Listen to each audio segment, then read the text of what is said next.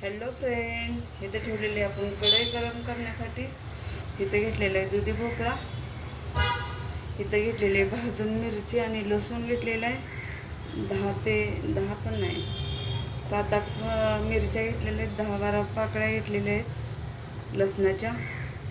थोडीशी कोथिंबीर टाकूया. इथं घेतलेली हरभऱ्याची डाळ गरम पाण्यात थोड्या वेळ भिजवून एक अर्धा तासभर.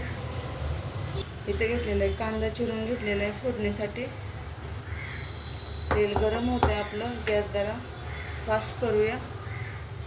आता घालूया जिरे आणि मोहरी.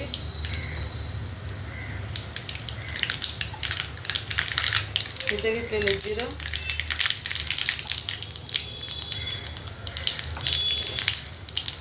आता फोडणीसाठी कांदा टाकूया.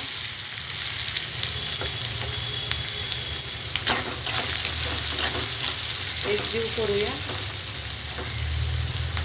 त्यात घेतली कोथिंबीर थोडीशी पाहून घ्या आणि लसूण आणि मिरची आहे त्या प्रकारे वाटून घेतलेला आहे. बघा आबडधोबड कांदा भाजत आलेला आहे.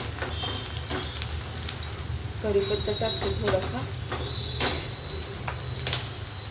हा चिरून घेतलेला टमॅटो पण टाकून घेते. हा घेते मिरचीचा ठेचा, तो पण टाकून घेते. एक जीव करूया. थोडीशी हळद पण टाकून घेऊया.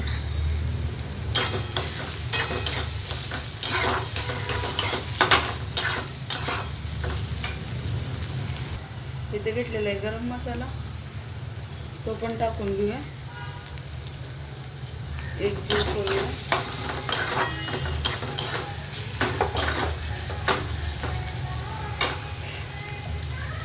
आता पाण्यातनं काढून दुधिया टाकूया.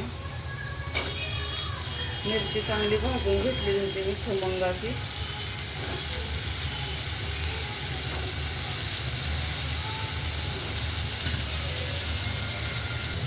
इथं हरभऱ्याची डाळ पण टाकून घेऊया.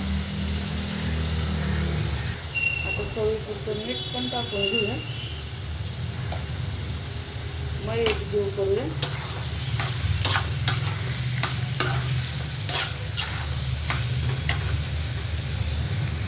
एक जीव करून घेतलेला आहे.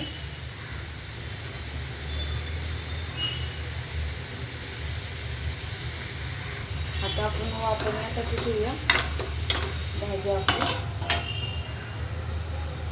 पाहूया उघडून, छान अशी वाफ धरलेली आहे.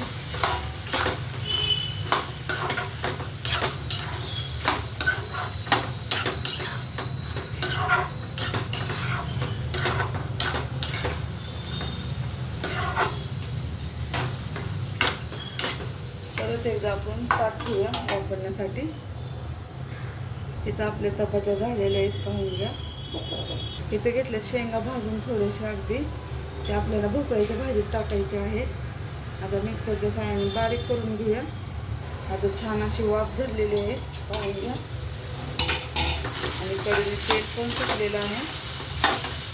आता ही शेंगाचा कूट टाकायचा थोडासा नॉर्मल, कारण की एक जीव होतो भाजीचा आणि छान पण लागते खायला. तुम्हाला आवडत असेल तर टाका, नसेल टाकायचं तर नका टाकू. ह्या पद्धतीची आपली भोपळ्याची भाजी झालेली आहे तयार चपातीसोबत खाण्यासाठी. आवडली तर लाईक करा, शेअर करा, कमेंट करा. धन्यवाद.